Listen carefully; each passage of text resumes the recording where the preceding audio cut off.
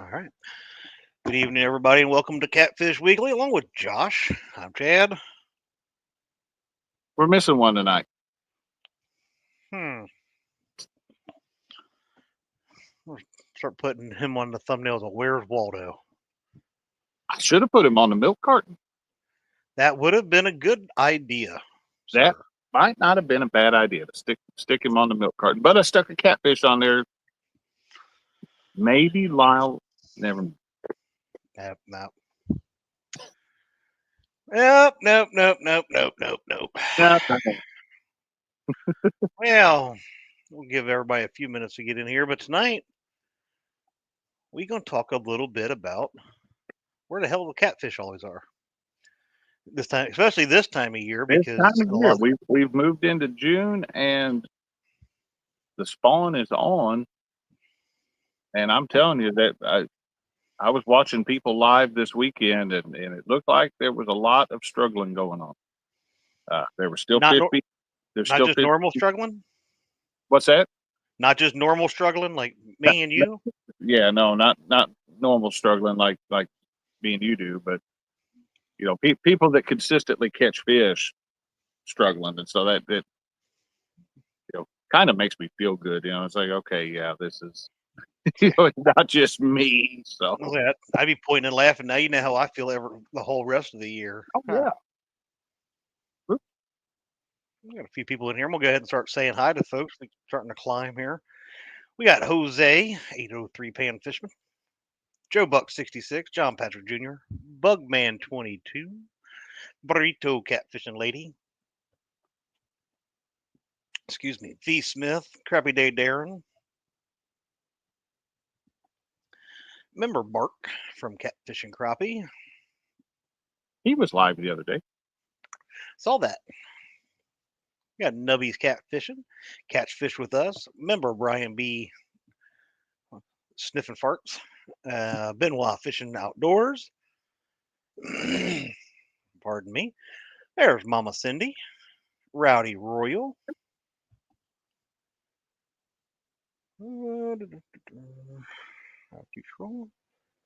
And I think, yeah, I'm already caught up.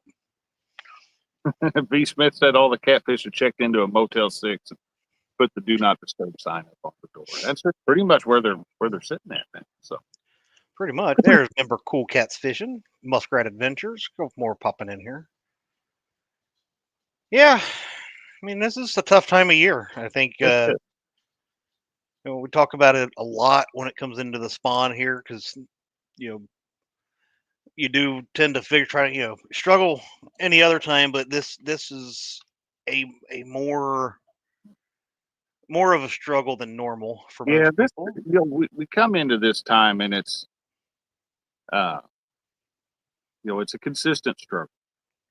This is something that occurs every year. We're used to it. We know that the month of June typically is going to be a difficult month, and it's kind of why I thought about tonight when we were coming up with show ideas. It was like, how do you pass the time? I mean, you can go out there and target fish, and let me lead off with not every blue cat in the body of water spawns at the same time. There's not a memo that goes through. It says on this day it begins, and we will all be gone until blah blah blah. No, it's a process, and so you have fish going on, you have fish coming off, all the way through, all the way through them. But instead of going out and struggling, is if you have projects, if you have stuff you're needing to do, this sometimes ain't a bad month to try to get some of that knocked out, because we know here in a month or two, July, August, September, it's going to be hot. It's going to be humid, at least where Yep. June is still somewhat temperate. So I say that, and it's supposed to be 90 tomorrow, but Oh God, you keep that down there. But I agree with you. Um, Getting things done around the house or whatever maintenance on the boat that you didn't do because mhm, whatever reason, good thing. But This is also a good time, like you said. Not every fish is spawning, and I see Muskrat says they ain't all spawning. No, Only the no, males stay on the nest, and 60% of fish or more are still eating. I was gonna say this is also a decent time of the year to go have two different things. One, stock up on bait. mhm. You got your bait tank going, fill your bait tank, but go out and have fun catching the smaller fish. Downsize your rods, your tackle, I mean, we need to and go have fun. we need to do that anyway. This because we always do a fish fry for John's birthday. Yeah. That's what I'm after is those eater size fish. So that's the big cats might be on the spawn. Not all of them are, like Roger said, but go out there and downsize a little bit and go after the fish that are biting, and the ones that those little ones that are out there, they go nuts this time of year. Rend Lake goes crazy this time of year out there on those flats Mm. with a cookie cutter 4-pound channel cats just go crazy out there, and that's good table fare for a fish fry. That's a great size channel cat right there for cooking. Oh, well, poor Benoit says fishing. What's a fish? Going through withdrawals the last 2 weeks. Been working so much. I know it's been about 3 weeks since I've been out. So I was looking at maybe taking a week off. I haven't took a week off in a while, and yeah, I kind of had my eye on a certain week of June, and now it looks like it's going to rain that whole week. So I'm kind of second guessing myself whether I'm going to take off or not. So mm, I've got yeah. I've got all the boats tore apart right now. Every one of them needs something to be water ready. So I'd be bank bound if I even tried to fish today anyway. So Mm. You know, another thing that you could do during this time of year, especially, well, I mean, whether you're from a bank or a boat, is finding new locations. Mhm.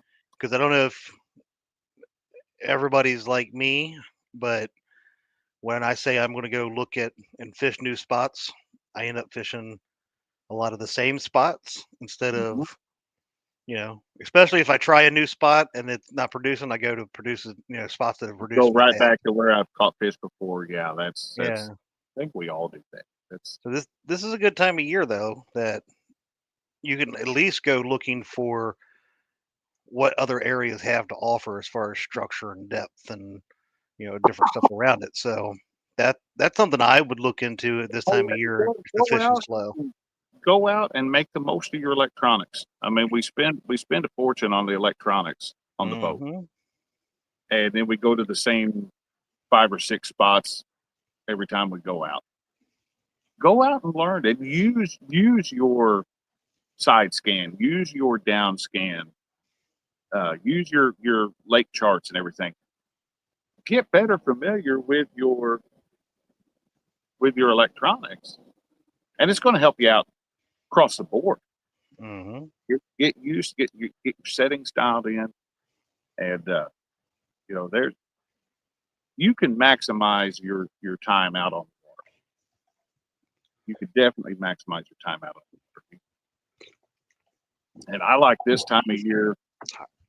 Uh, I got to say, I like going out and getting behind some of those spillways this time of year. Just hoofing it back there, throwing a jig around, or white curly tail grub or whatever else, and messing with the gar, messing with the bowfin, just whatever's back there in some of these spillways. And I go out and have fun. I love going out there.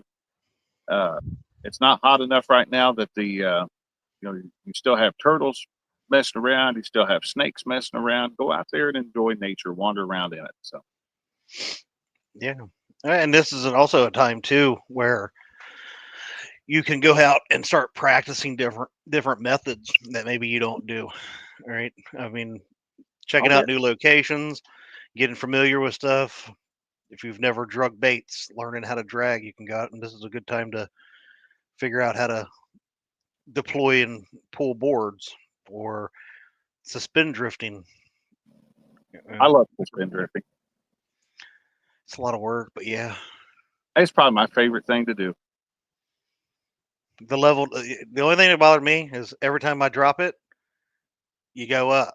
Every time I reel it up, as soon as I get on there, it You drops go back down. down, Yeah, and I'm you like, gotta be watching. Yeah, you gotta be watching your depth, and that's where it yeah, really comes in handy if you have a kid on the boat. If you have one of your children on the boat, and go, hey, go let that. Because I use line counter reels oh when yeah, I'm suspend drifting. Hey, go let 2 feet of line out, or go, hey, bring 3 feet of line up, and you can sit up there and drink coffee or whatever at the front of the boat, and let the kids just have a blast. Caitlin was a rock star out there at doing that. And I actually kind of got her talked into. She kind of wanting to fish this weekend, maybe. So really? yeah, I got to send. Well, I'll have to double check with her because I mean, she slept since then, and she could change her mind. But Fair point. but she was talking about it Friday night, Saturday night, something like that, and I may have to see if Roger has any spots open in his kids tournament. That's coming up this Saturday. It's going to be in the afternoon this time too. So Dave Funk says you can still catch big cats during the spawn, but it's a little different hooking them on the anger bite instead of ooh, the yeah. hunger bite. Fair point. And this is a good time. This is a real good time to go after flatheads. Yeah. This is a phenomenal time to go after flatheads. And we've got big flatheads. We've got big channel cats on several lakes around here near me. And we've got channel cats that aren't afraid to go after a live bullhead or a live bluegill. And once they go off to do their thing and the flatheads have free roam, sometimes that's you're not going to get as many bites. You're not going to get as much action, but the quality of fish goes through the roof. So Yeah. Creole says spawn is normally bull shark season for him. ooh, this year the river had other ideas. What's up, competitive angler? Creole, elaborate on that. You got me interested now. So Yeah. Catfishing for kids is Saturday from 4 p.m. to 8 p.m. So that'd be Chad will not be fishing again this weekend either. 3 to 7 our time. Yep. Roger moved his tournament the afternoon to not cook with the Dragon tournament that morning. Okay.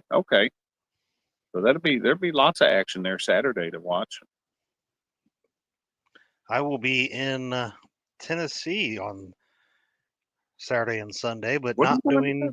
fishing. So tomorrow is my baby girl's birthday.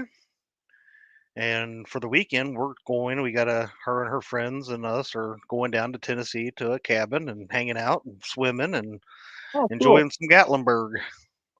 Well, I ain't been down there in a long. I haven't been to Gatlinburg since before the kids were born. Don't you judge me in my wrinkly old stained shirt, Mr. Who's Tim making Molina. fun of you? Tim Oh, Molina. Call him. right. And Danny called me a skinny guy. I ain't no skinny guy yet. You're working on it though. I'm slowly but surely getting there. Went down like 55 pounds. So, no, there's Pontoon Jody making her entrance. Jody was out on her new boat. Was she? I saw she was live last night. Late last night, I think. Competitive angler said, I just noticed something strange. The blues are spawning below the dam here, but not above. Wow. That's interesting. Is there a big? I mean, you got to wonder: is there a big difference in water temperature? There shouldn't be, but yeah, there's something that's. Love to figure that out. That would.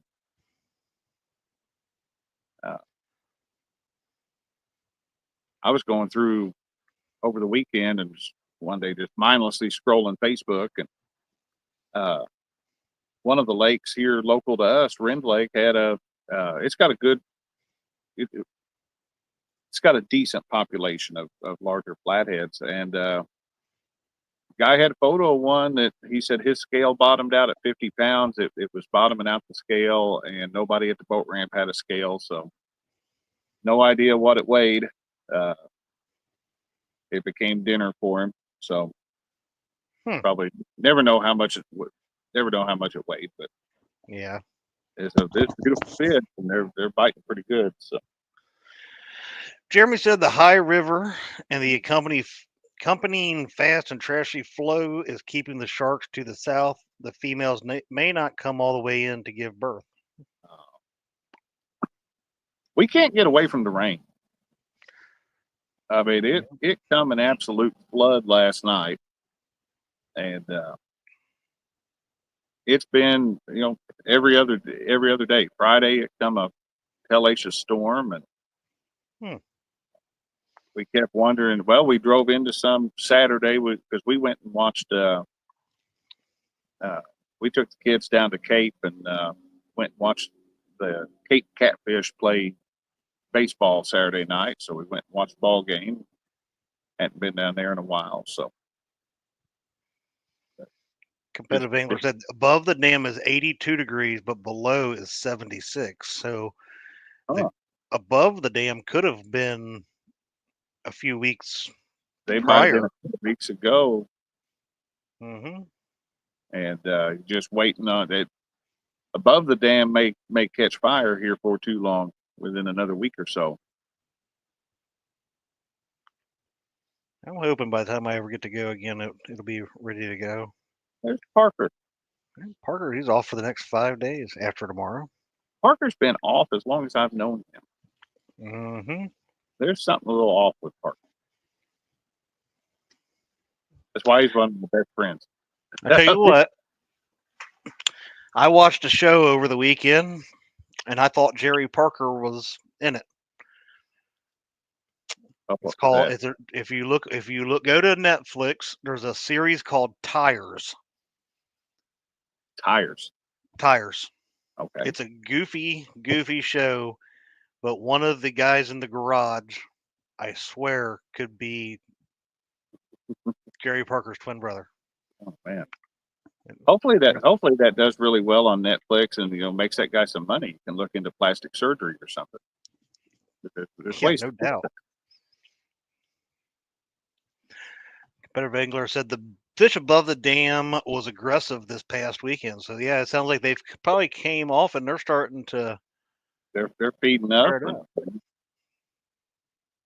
It's interesting that right above the dam and right below the dam, there's a 6 or 8 degree water temperature. Which, I mean, most of the dams, the water is probably pulling a lot from the bottom, so it's a little bit cooler water, but that could be it. I don't know. I was messing around outside yesterday. Speaking of dams, it made me think of it. I was messing around out on the edge of the property yesterday and trying to cut down some of the weeds and stuff that grow out there. We've got a little bit of it's a real small creek that makes the edge of the property. And I got back there, was trying to cut back some of that brush and stuff so I could actually see the water, because I want to lay a couple crawdad traps out in that. And some damn beaver went and made a dam in that thing. Really? Yes. And Christina caught me outside. I was standing there looking at it, and she's like, "What are you staring at in there?" And I said, "Come look at this." And there was a dam. It had built a dam, and it had water backed up that creek. And it's not there no more. I got all that dug out, and man, water was flowing out of there trying to get out of that. So I said, you beat that holding water, that's going to be a mosquito pit over there. So yes, it would have. Rigging for Fatty says common carp are full spawn in his area. Blues are still biting and not showing any signs of spawn yet. I'll be honest, I don't know what they're doing in our area right now. I have literally not been fishing enough to tell you. I haven't hit the river in a long time, and most of that's been because as you see, I've got the John boat behind me. I just stripped the front deck out of it was trashed. I put a short up on my channel showing how bad it was. But the wood had turned to mulch, so it was time for it to go. The only thing holding the front deck together was pink foam insulation board and packing peanuts. And I've got that all tore apart. Haven't been able to get on the river, but wanting to. Yeah, I went. Like I said, I think it was about 3 weekends ago. I went out one day for a little while, but haven't done hardly anything here lately. Starting to feel like a bum. But I just what meet are you gonna myself do? coming and going on the weekends is what happens with me. So Yeah. Well, but I've slowed down a little bit, just trying to get some other things done, trying to relax a little bit, and get my mind right I with everything. dodged the rain last week and put the final coat of paint on the top side of the John boat.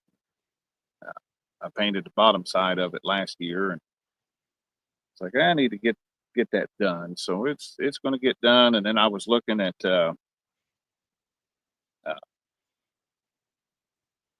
when I built the rear deck on it, I left room in there to put to put twin live wells in, because those 17-gallon tough totes drop straight in there. Yeah.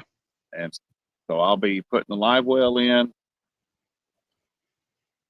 doing a little bit of wiring, putting new decking on, and I'm thinking that I'm going to, instead of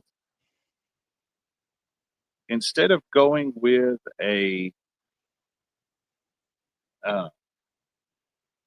instead of going with plywood like I did last time. Plywood's the cheap option. It works. You'll get a few years out of it before you got to replace the decking. I had to replace the splash well board on the bayliner back there, the white boat over my shoulder. And I bought a PVC board, and it's just 100% PVC. I think I'm gonna redo the decking with that. They sell. I already looked, and Menards has the PVC decking in half-inch thick sheets, which is nowhere near thick enough for me to be wandering around on. Whatever, little fella. But if I double it up, it'd work good. So should be, at one side's wood grain texture and the other side's super smooth. I'm like, that wood grain texture would be perfect for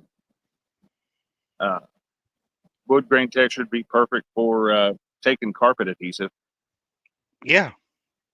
It's going to grab it. So Or even if you didn't want to do that and you just wanted to paint it, it would have you at least a texture.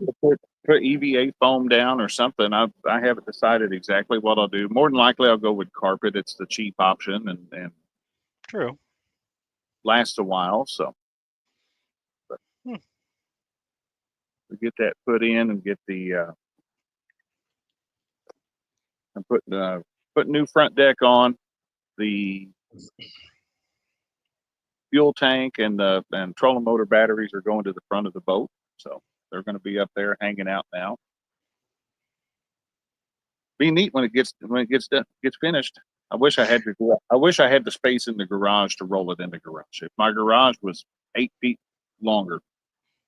Well, Christina, Josh needs a bigger garage. I was. You know what? I've talked about them enough now that's what targeted ads I'm getting on Facebook is pole barns. I'm telling you what, the price on pole barns has just plummeted. I don't know what it is, but I wish we could get our stuff taken care of. I think the garage that we have, we want to basically tear it down and do one that's twice the size. I put in a 26 by 30 in 2009 at my previous house, and it was like $10,000, I think, for that 26 by 30. And I was seeing ads yesterday, 30 by 40s for a couple thousand more than that. Yeah. So Yep. Hey, Bob Kitty. Everyone bought one. Now they got to lower the prices. That's fine with me. I'm okay with them lowering the prices. Everything else going up. So Yeah, no doubt. Yeah, but when you get into the flooring part of it's the big cost. We're trying to because none of concrete. when you look at all the prices for that, none of that includes that. It's just No. the actual physical building. And you read those, and they'll have the building, and it says on your prepared level site. So they're not doing any dirt work. We've got a pretty good slope to the backyard, and so we'd have to have some fill brought in. We'd have to have some, more than likely, a retaining wall of some sort out there. Yeah, but think about how many boats you could put in there to I work on know. at one time. They had one come up the other day, or yesterday, I think it was 50 by 100. Now I know I'm not going to end up with a 50 by 100, but if I did, think of how much room I'd have for boats. I know. I'm picturing it next to my house, but I need this guy to sell me the rest of this land. Yeah, I could do a 50 by 100 if he does that. it would take up most of the backyard, which less I have to mow, so it's not exactly right. It's a win. Yep. Think of the fuel savings that you would have on the mower that you can put towards that. Before we can do that, we prioritize things. We are. I think we're going to have one of those underground storm shelters put in. Not a bad idea since you guys are starting to turn into Tornado Alley down there too. We've always been that. You know, more and more it's pushing east though. So it is, and it's just, I mean, it goes in a cycle, but we've always had. Ooh. Our part of Illinois usually leads in January for tornadoes. We have a better option, that nonstick rubber flooring that fits together like a puzzle. That might be interesting. You can get that from Harbor Freight. Harbor Freight. No, that foam sucks up water though. Oh, does it? Yeah. I haven't looked at it. I was thinking I can picture it, but that makes excellent drawer liner for toolbox. Yeah. And then you get you a Sharpie marker and a X-Acto knife, and you trace around like your socket extensions and stuff, and drop all that down. It looks awesome whenever you're done. Oh. Dog's over here trying to start barking. I told her no, enough, and she goes. Oh. B. Smith says she wears a size 60 by 80 in pole barns in case anyone was getting her one for Christmas. Well, normally we have Santa Claus present, but he is off tonight. So, Greg Burgess, is it? Yep, Greg Burgess. I was catching channel cats 2 months ago, full of eggs already. Oh wow.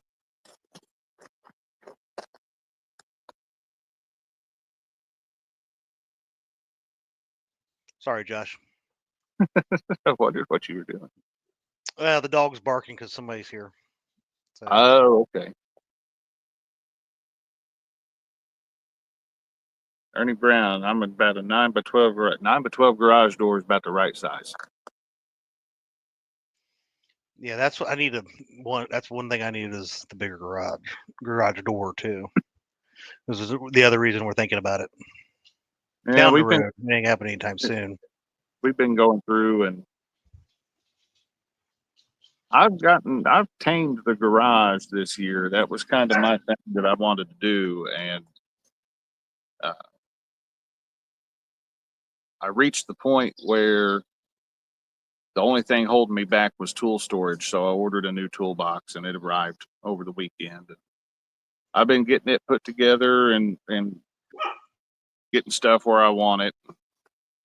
We've got a pile of stuff. I mean, we've got probably at this point about a quarter of the garage floor is all stuff that's Christina's wanting to have a yard sale. And so it's like a quarter of the floor is yard sale stuff right now. They just had the annual yard sale kickoff thing out here for the season. So we went out and looked around, and wow, they were hoarding some garbage to get rid of. Oh yeah, nothing good. We used to take and gather stuff up and take it to the auction. There's an auction barn that's just consignment auction down the road, and they do that every Saturday night. We'd take stuff out there, and the good thing was I knew David would sell it, no matter what it took. I mean, he might have to take 2 or 3 boxes, put them together, and you get 50 cents for the box. Fisher Jeff gives all good. Yeah, that's you're not wrong. I fully support that, or I'll throw stuff in the trash can. Throw it in the trash man, take it off. Space is worth more to me. So right. I need to make some space too. I got a ton of stuff in the front yard that right now it's got to go to the scrap yard. I had it all loaded up on the trailer ready to go, and then I come across a deal on Marketplace I couldn't pass up, and I had to unload the trailer to go get this thing. So that sounds about right. Well, I didn't think I was going to have to at first. I was talking to the guy on the phone that owned it, and I asked him how big it was, and he told me, and he says about 8 foot. And I said, okay. And he called me back a few minutes later. He goes, I don't know what was wrong with me. He goes, this thing's closer to 13 or 14. I said, okay, well, that means I got to use the trailer. So, oh, wow. But I got me a big frame puller for doing body work. Going to use it to get the old white Tundra back up and running. So. There you go. Creel said, I completely went through my shop about a month ago, got rid of all the old race car stuff. Now it's full of fishing stuff. At least it's out of the house. Yep. Now we've got a ton of fishing rods and stuff that are going to go in the yard sale. And a lot of it is the neighbors up the road had a yard sale a couple years ago, and I wanted a reel that was on one of the rods, but you had to buy, it was all a bundle. It was like $10 for this, a half dozen rods and reels and everything else. I wanted that one reel. So I kept that one reel, and I've got the rest of this stuff. So I'm like, I don't know what to do with it. I need to get rid of it. Most of them are just an odd mix of casting rods or spinning rods, and none of it was too expensive. But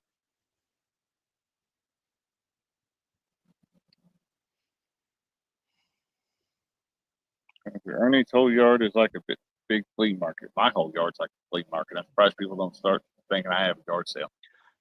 Jeff Foxworthy used to talk about that. Oh man. Every neighborhood has one, and just spoiler alert, if you don't know who it is in your neighborhood, it's probably you. Yeah. So. Yeah, me and the wife, we used to love doing it. We do all kinds of like estate sales, and we do some of the storage, bids and stuff like that, and we turn around and you can make some stuff like that. But money with it. You can, but I mean, we used to go to the consignment auction quite a bit, and I've picked up stuff there to flip before and just gotten a ton. So yeah, but for me, I'm more like when we went out this weekend trying to see, if anybody had any decent fishing type stuff out there, or tools for the house, yard, that kind of stuff. I couldn't find jack crap. The only deal I got was a set of bourbon glasses that I needed for the house. You got to have those. I needed a good set of bourbon glasses, and I got them. But all of the fishing gear that I saw was, the 1970s and 80s rusted up rods and reels and stuff. I didn't see like any tackle that anybody was selling, tackle boxes. There was nothing out there. Rio says he sold a lot of old parts for scrap iron, got about $350 for all the old heads, blocks, cranks, and stuff like that.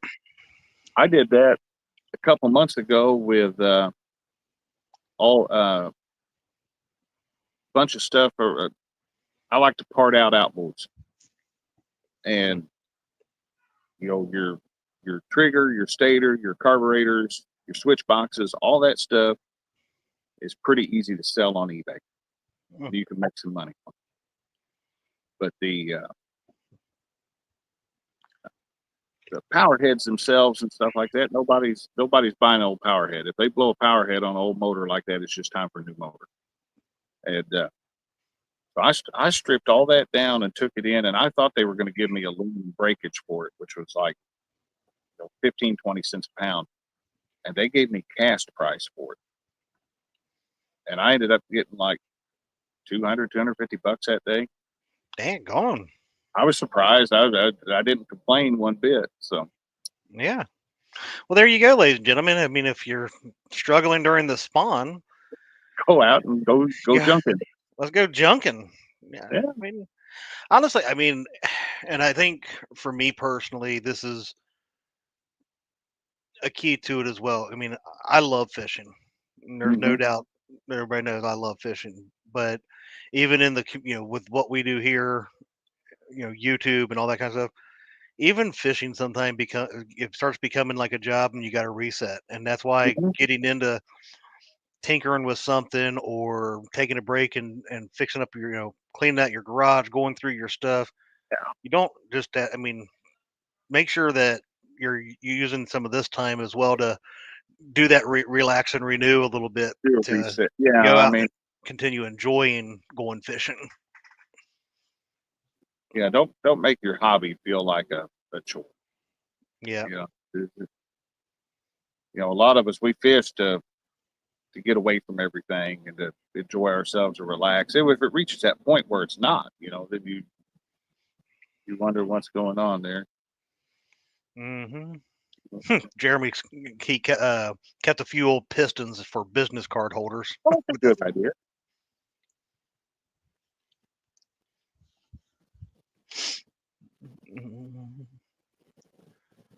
Let's see. 922 told me that the best bourbon glasses are jelly jars.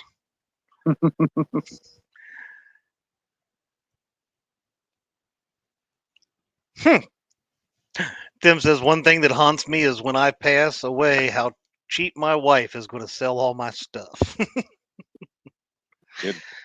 Not mine. She knows what I paid for it. Danny said he's going to make a deal with me. Huh. Was that a train or a harmonica? It was a train horn on a Chevrolet pickup down the road. Oh, okay. What did Danny say? Danny says he's going to make a deal with me. He has a Mercury Black Max 200 and an 18 horsepower Evinrude, both with titles, because Missouri uses titles. So do you get them running? Do you keep the Evinrude? Deal. Bring it over. What's Danny going to use on that Black Max? That's what I'm wondering. Now, whether it's are we talking a 200 horse, Danny, or are we talking Mercury like to do those? A Mercury 200 was actually a 20 horse. What?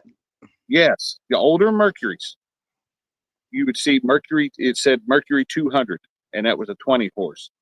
And you'd have a Mercury 1500. That was 150 horse. I did not know that. They would add an extra zero on the. At least in the 70s, they did that.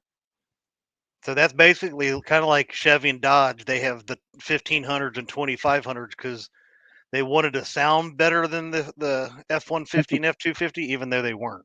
Got it. Right. Okay, that makes sense. Let's see what Danny says. Okay, it's a 20 horse. Oh, yeah, Danny, bring that over. If it were me, I'd rather have the Evinrude running, but I'm a Mercury guy until it gets to those smaller like 2-cylinder motors. The Johnson Evinrude just runs circles around those Mercs. Yeah, it's a shame Johnson, the Evinrudes aren't being made no more. Yeah, that was a good they made good outboards, and I guess made bad financial decisions somewhere along the line. So It happens. What's up, Lance McCoo guy? There's member LG Bass. If I didn't say hi to you, retired Rick, what's going on? QC Brian. Member Danny Stone Outdoors, Mark Barnum.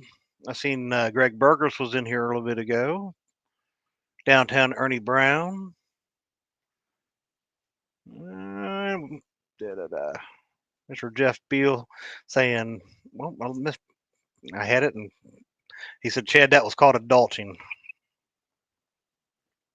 Rio says, you know what this means. Danny's going to be a boat guy soon. Danny won't. Danny will put a boat in the water to go fish at a different bank spot. Yeah. That's to the extent of his boating. He will take the boat from point A to point B, get out of it, and fish the bank. I'm sure he will confirm that here in just a second. Mm-hmm. I can see Danny putting that little 20 horsepower on a kayak to get it over to those. Yeah. I've got one of those little plastic 2-man boats that I found a 2.5 horse Evinrude to put on it. Really? Oh yeah, it's fun. What kind of little 2-man you got? Is it the little like plastic Pelican or whatever it is? Little plastic Pelican things. What do they call them? A bass buggy or something like that. This was a Bass Tracker Bantam 9 or something like that. I paid $100 for it.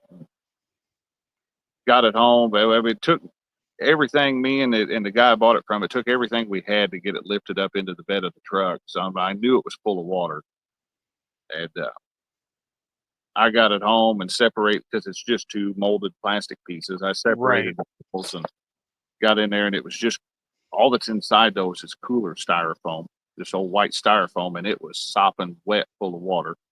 Mm-hmm. And so I pulled all that out and got me some urethane closed cell foam, the 2-part stuff, and poured it full. And you're not sinking that thing. And and Danny says yes, they are taxis to different bank spots. So wow, Parker's flying out to Honolulu tomorrow night late. Oh wow. That, you know what that means, don't you? There are going to be pictures of Parker in a grass skirt. As much as I don't want to see it, I want to see it. It's like because there's so many things that I could do with Photoshop with one of those.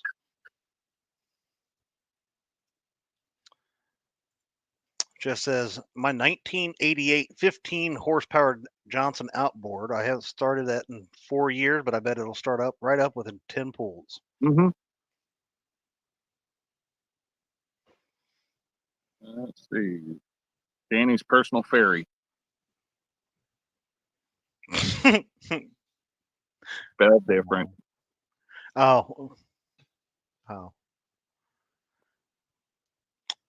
Josh, is next week at Top Cat?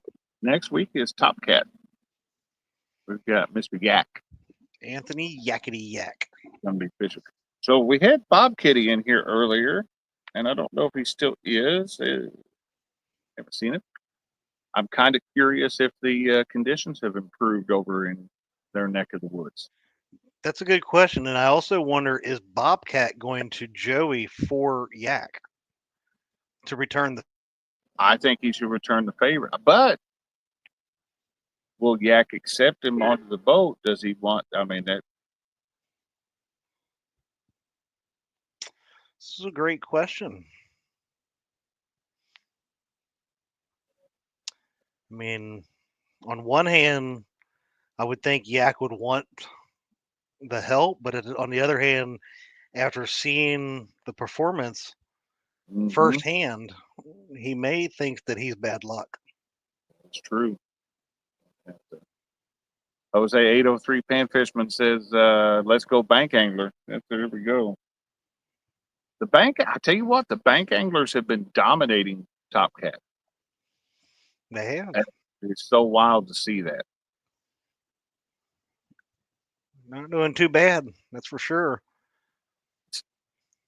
I mean, at least there's one boat angler that knows how to catch fish. out of the Tennessee River. At 1 out of 3. Thank goodness for somebody like Cool Cats. God. Cool Cat's got his live well all redone. Did he? Mm-hmm. I'm telling you, I am so out of loop with anything and everything that's been going on. Well, I was a little bit privy to the details on this one. He had messaged me about that. About a year or so ago, I did a video where I put that cyclic timer on that bait tank, and James asked me if that could be adapted to a live well, and I said absolutely. So we talked about that. I showed him what he needed to order, and he got it ordered. It sounded like he got it all wired up and working. So he's got a on-off timer. Listening. He said, "Yep, it's not Iwadzi being me."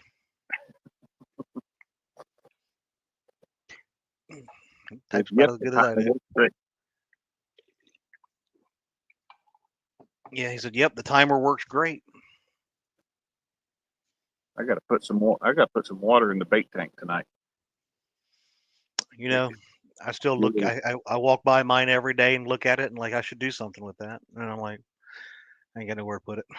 I have got the stuff to put I bought all the stuff to put a gutter on that roof. I just haven't found time to do it yet.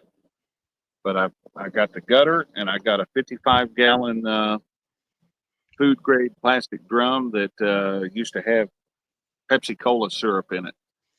And so it washed out pretty easy. And I'm going to start.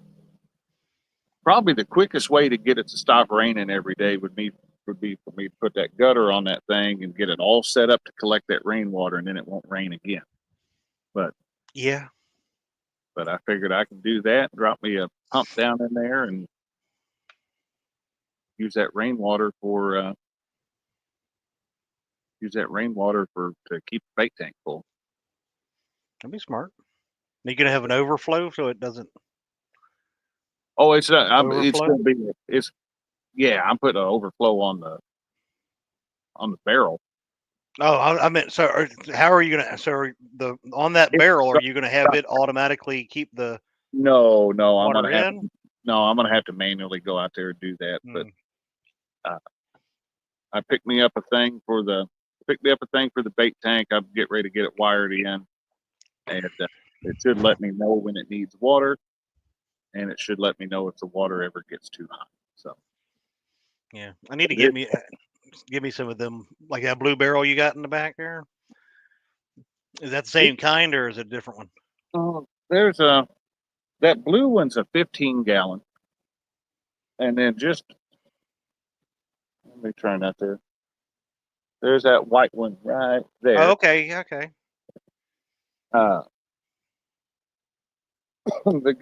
Some guy here local buys that kind of stuff and resells it.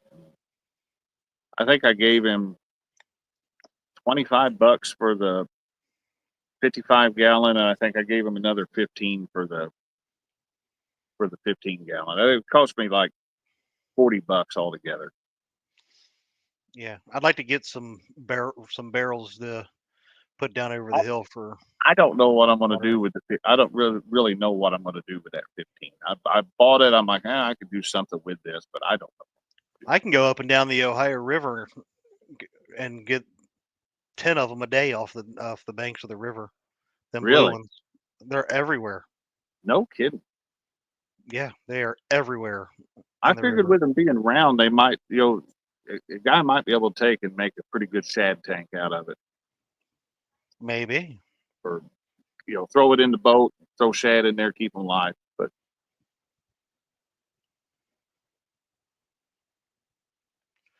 check right here. Recommendations for a oxygen pump for a 275 IBC tank. Yep. Let's take a walk. We'll go out to the bait tank. Let's go.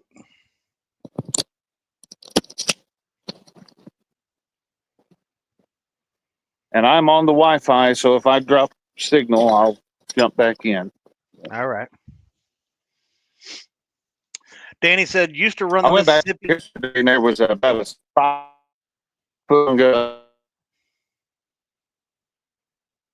RTT2, RTT2. Yay, field trip. He'll be back. But Danny used to run a Mississippi in a 12-foot John boat with a 5 horsepower Johnson. He's gained so much weight in his head that now he's got to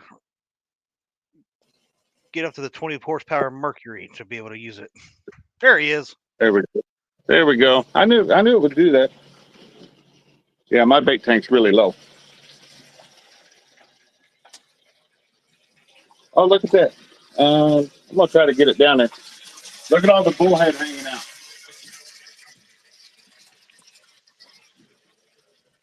Were you able to see them? Let me go ahead and try it again. Well, they all went in the head now, but I got a bluegill up here.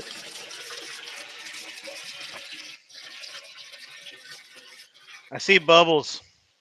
Oh, okay. Hey, small pepper.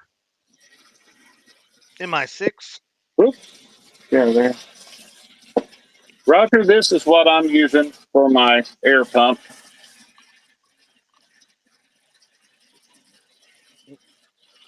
And then it goes through this cyclic timer. And the way that works is it turns that air on for a couple of minutes. And then it turns the air off for, I think it's 2 minutes on and like 15 off. Okay. Roger, send me a message on Messenger, send me a text or something. I'll send you a link to the one I bought for that and that timer. But it's way, it produces more, it puts out more air than what I'd ever need. It actually came with a manifold that lets you split the air like 3 or 4 or 5 different ways. So.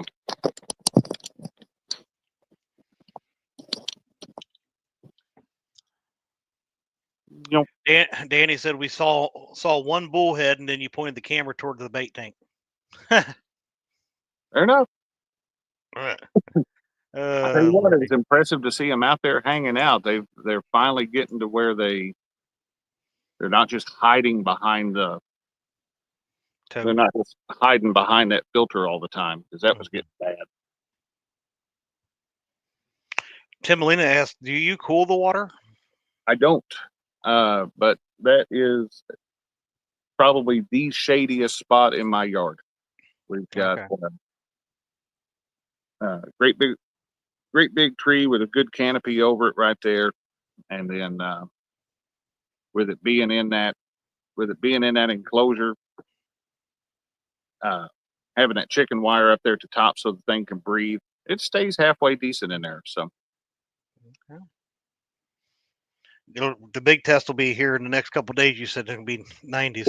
The big test is going to be when it gets into that 100 115 degree heat index.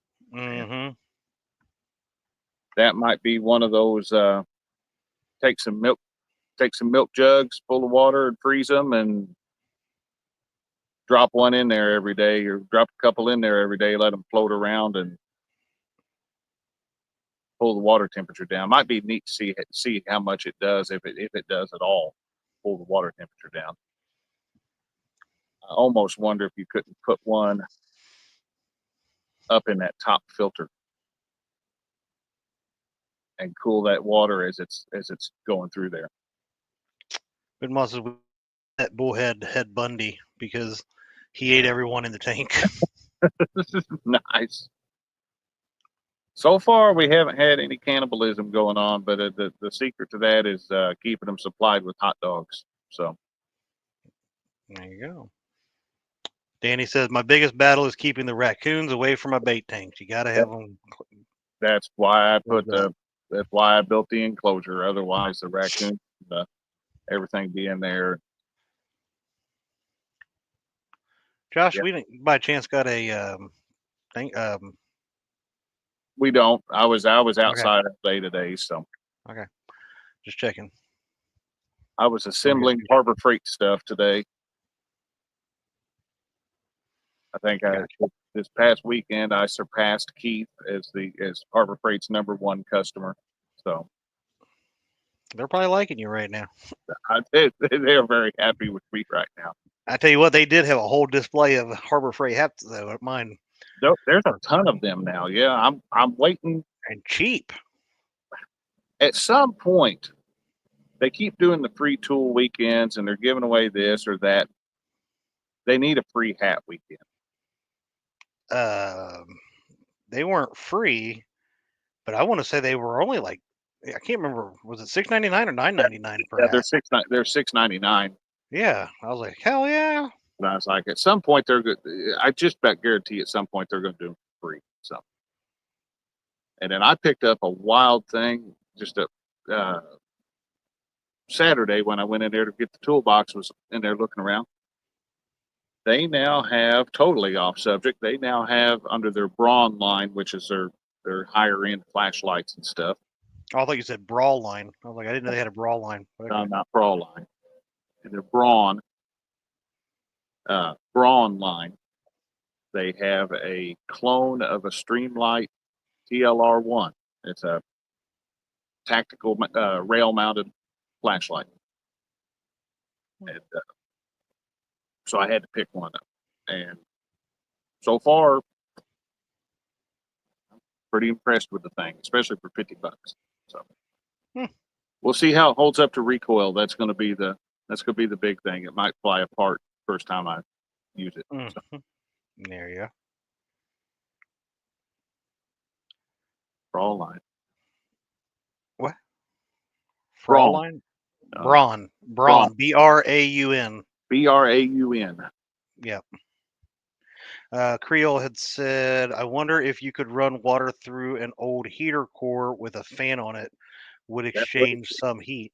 It probably would. I bet you could. Run that in there and put a fan on that thing and yeah.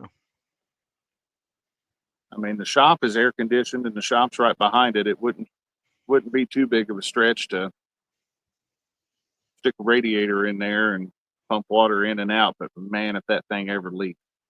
Oh yeah. Oh, it'd be bad. Pump the whole contents of a bait tank in there into the floor of the garage or the shop. Oh, yeah. That'd be awful. That's what I was going to check. You got me wondering how hot it's going to get up here now. Yeah, we got mid 80s Thursday and Friday, but that's day forecast. Well, they've changed ours. I mean, tomorrow is 82. Wednesday's 88. Thursday's a hot day at 89, and then it drops back down. And then next week it's like chance of storms, chance of storms, chance of storms. And yes, Creole, you've got my wheels turning on that. It's not like I haven't already made some kind of a radiator and pumped water through to cool things. So I did do it with a cell phone a couple years ago.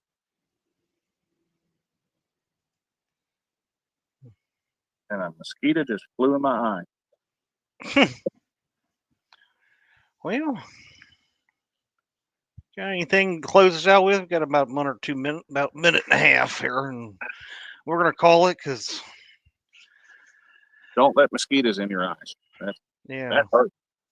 Well, I mean, that's actually not a bad thing to discuss because it is heavy tick season. Oh, with all the rain that we have. Yesterday alone, I had 2 ticks that one which had caught just in time. It was starting to dig in. I got up Sunday morning, I guess it was, and had one attached. I thought I'd felt something crawling on me, but I couldn't find nothing the night before. And I guess I did have one crawling on me. It was on my arm. And that sucker did not want to turn loose. We ended up pulling him apart in pieces trying to get him out. Wow. I had one crawling on my leg, and then I went like this and was like, what in the world? And sure enough, right here on the top of my back on the shirt line of the shirt, I had a couple around my collar line, and I caught them. You know, they start crawling, you feel them, and you're like, nope, send them flying. But yep. So be vigilant, especially if, if you're out in the yard or anything like that. Double check yourself because you don't want that. But No. Don't want any ticks, especially that, that tick-borne Lyme illness. disease. That's not the one that worries me. Which one? What's the one you were? That red meat allergy. Oh, I would be mad. That's the thing. I'm like, I'll deal with Lyme disease. I'll deal with Rocky Mountain fever. I don't like the idea of not being able to eat red meat. Yeah, I'm with you. So yeah, keep an eye on the ticks and keep your grass cut short. All that good stuff. So Benoit says if you feel feverish, flu-like symptoms, or ring rash, go get treated. yep. Creel says be a good neighbor. Check someone for ticks. There you go. All right. With that, I'm gonna go ahead and call it because I'm exhausted and it's only Monday. But That's about how it goes. So Roger said that they're not having a show tomorrow night due to a recital or something. So you guys got some kind of dragon tournament and a kids tournament this weekend. So go check some people out. Enjoy the weekend. I will be hanging out with multiple teenagers in Tennessee. Lucky me. Thank God I love my daughter. Oh yeah. You're gonna need those bourbon glasses. I might take the bourbon glasses with me. So, all right. And then next week we have a 2-hour special. We have Yak Shore joining us for the Top Cat. So He's gonna catch a fish. oh yeah, I think he might put a hurting on him. I think he will. Hella flop will flying around. All right. Well, everybody have a great week. Be safe. Parker, enjoy Honolulu. Hope you guys have a good time. See you guys. Have a great week, everybody.